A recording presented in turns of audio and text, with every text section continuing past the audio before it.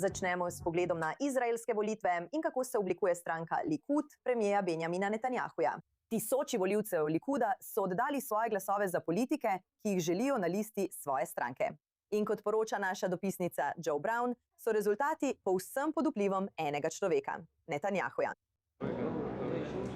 V boju za mesta na listi Likuda za prihajajoče volitve je zmagovalec človek, ki je postavil pravila. 70-60 članov Likuda je odšlo na volišča, da bi glasovali na svojih predizborih v zelo spornem in močno omejenem tekmovanju. Vodja Likuda Benjamin Netanjahu si je lahko rezerviral 9 mest namesto običajnih 3. In zaradi tega, ter padca podpore Likudu od zadnjih volitev, na voljo je bilo le približno 15 realnih mest. Na vrhu glasovanja članov je bil minister za energijo Eli Cohen, ki bo na seznamu Likuda drugi za Netanjahujem. Po Cohenu so bila rezervirana 3 mesta. 2 od teh bosta pripadli ministru za obrambo Izraelu Katzu in zunanjemu ministru Gideonu Saru. Drugi po glasovanju članov in 6. na seznamu je predsednik Kneseta Amir Ohana, sledita mu ministra Yariv Levin in Miri Regev. Razlog za odločitev predsednika vlade, da omeji število razpoložljivih mest, sta 2: ideologija in zvestoba. Želel je omejiti vpliv desničarskih skrajnežev, kot sta Kali Gottlieb in Michael Lan, ki bi lahko odvrnili sredinske volivce, kot tudi zatreti tiste, ki jih smatra za saboterje, kot sta Nir Barkat in David Bitan. Gottlieb, čeprav je bil v anketah med najbolj priljubljenimi politiki Likuda med člani stranke, je prejel šele 12. največje število glasov, kar jo je uvrstilo na razmeroma varno 20. mesto. Ker ima Likud v anketah le okoli 20 do 24 sedežev, sta 23. in 24. mesto za Bitana in Barkata negotovi. Medtem ko je Michael Lan na 40. mestu na seznamu in verjetno ne bo prišel v Kneset. To nakazuje, da je Netanjahujeva poteza uspela, saj je predsednik vlade dejal, citiram, da je zelo zadovoljen z rezultati. Drugi znani politiki, za katere se pričakuje, da bodo izpadli iz Kneseta, so nekdanji minister Zev Elkin ter trenutna ministra Avi Dichter in Idit Silman, katere prestop k Likudu je leta 2022 povzročil padec vlade Naftalija Beneta. Tisti nižje na seznamu bi lahko prišli v Kneset po norveškem zakonu, ki omogoča zamenjave za tiste, ki so imenovani na ministerska mesta. Vendar pa Netanjahujev blok trenutno v anketah dosega manj kot opozicijski blok, kar pomeni, da bodo verjetno do konca leta ostali brez službe.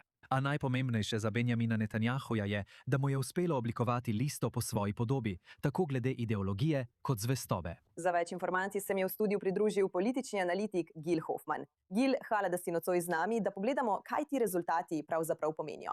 Tukaj imamo Elija Cohena, ki je zasedel prvo mesto po glasovih javnosti. Da bi dobili celotno sliko dejanske liste, moramo še počakati in videti, koga bo predsednik vlade izbral za nekatere od teh rezerviranih mest. Kaj pa to pravzaprav pomeni pred oktobrskimi volitvami? Kako se Netanjahu počuti po včerajšnjem večeru? Trdno ima vse pod nadzorom, Nikol. Veš, s tem glasovanjem ni bil izbran noben morebitni naslednik.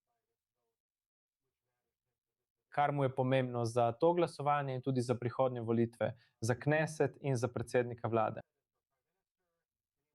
Kdor je mislil, da se bo postavil kot naravni naslednik Netanjahuja, to se ni zgodilo. O Amiru Ohani so govorili kot o možnem drugem človeku, je šele 6. Nir Barkat je res na koncu seznama na 24. mestu. Komaj, da se je uvrstil v Kneset.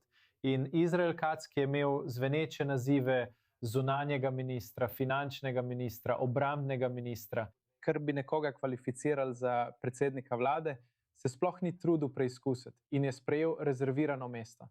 Torej, ni tekmeca v kralju BB-ju in njemu to ustreza. Njegov drugi mož, Eli Cohen, je precej dolgočasen tip, nič kaj vznemirljiv in to je dobro za predsednika vlade. Ko pogledate to listo stranke, ali je potem bolj sprejemljiva recimo za nekatere druge stranke, ki bi lahko želele oblikovati koalicijo ali s katerimi Netanjahu upa, da bo oblikoval koalicijo, če zmaga oktobra? Zanimivo je, da je Kelly Tropper iz stranke Cionistični dom že povedal, da se ne morejo več pridružiti vladi, ki jo vodi Netanjahu, glede na to, kdo je bil tukaj izbran. Tukaj imate veliko ljudi, ki so zelo povezani z nasprotovanjem sodni reformi, kar odvrne nekatere volivce, ki jim je to pomembno, a druge okrepi. To je trenutno zelo desničarska stranka, zelo drugačna od preteklih Likudov, kjer sta bila Dan Meridor in Michael Aiton. Ampak precej podobna je tisti, ki je bila na oblasti zadnja 4 leta. Koliko so bile te predvolitve na koncu res prikaz demokracije, Gil? Če pogledamo ime, kot je Miri Regel, recimo, mnogi so pričakovali, da ne bo dosegla tako visokega mesta, kot ga je. Nekateri kritiki pravijo, da to ni pravi preizkus volitev. To je preizkus nekaterih dogovorov, ki se dejansko oblikujejo v ozadju. Kaj bi rekli na to? Rekel bi, da je nekaj politikov, ki so dosegli boljši rezultat, kot je bilo pričakovano, pa niso tako povezani z dogovori. Veste, imate človeka, kot je Amihaj Šikli, ki se je ukvarjal z vprašanji diaspore in bojem proti antisemitizmu, kar niso najbolj privlačne teme za volivce Likuda, vendar je trdo delal. Potoval je po državi, srečal se je z volilnimi člani in mu je uspelo biti 16. na listi. Prvič, ko je kandidiral na predizborih, je bila Miri Regel že vrsto let močna v stranki. Kar trenutno škoduje Likudu, je, da imajo le 3 ženske med prvih 5. 22 moških, 3 ženske. Naj se to usede. To ni v redu. Netanjahu ima svoja rezervirana mesta. Vsaka desničarska ženska v Izraelu bi ga morala zdaj poklicati in reči: hej, Bibi, vzemi mene. No, pogovorimo se o desničarskih ženskah. Tali Gottlieb ni se uvrstila tako visoko, kot je upala. Morda pa višje, kot je Netanjahu upal, da se bo. Poslušajte. Kljub vsem skrbem in hrupu, ki je spremljal te predizbore okoli Gottliebove, ali so v Likudu njen vpliv preveč izpostavljali in pretiravali z njim? Takšna pač je, okoli nje je vedno veliko pompa, je glasna, zato jo nekateri imajo radi, drugi pa je ne morejo poslušati. In tako je dobila 20. mesto na seznamu, kar ji ne daje toliko spoštovanja, kot če bi bila med prvih 5, kot se je govorilo. Morda jo je to postavilo na svoje mesto, ampak ona se ne bo tako obnašala.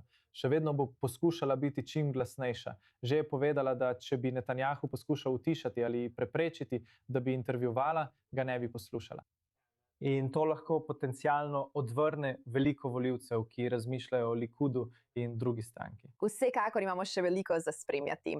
Zdaj, ko imamo boljšo predstavo, kje dejansko stoji stranka Likud, Gil Hoffman, hvala, da ste bili z nami v studiu i24 News.